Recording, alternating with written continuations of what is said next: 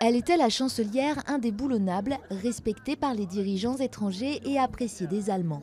Après 13 ans à la tête du gouvernement et 18 à la direction de son parti conservateur, la CDU, Angela Merkel ne se représentera ni à l'un ni à l'autre de ses postes.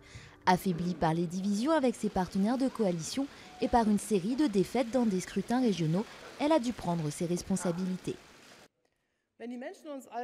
Quand les électeurs nous font clairement passer un message sur ce qu'ils pensent de la formation et du travail du gouvernement au niveau fédéral au cours des 7 derniers mois, c'est un signal clair que ça ne peut plus continuer comme ça.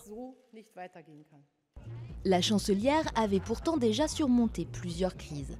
En 2011, après d'énormes manifestations, elle annonce l'arrêt des centrales nucléaires. En 2022, en 2013, après la crise traversée par la zone euro, elle est l'un des rares dirigeants européens qui réussit à se faire réélire.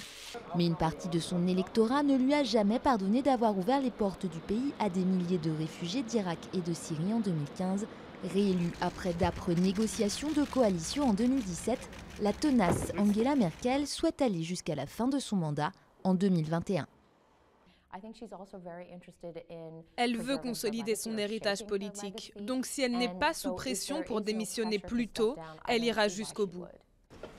Si elle arrive au terme de son mandat, Angela Merkel sera restée aussi longtemps au pouvoir que son mentor Helmut Kohl.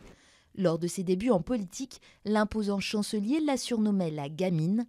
Elle l'a ensuite remplacée à la tête du parti conservateur. Aujourd'hui, c'est elle qui regarde sa succession s'organiser. Le futur président de la CDU sera peut-être le prochain chancelier d'Allemagne.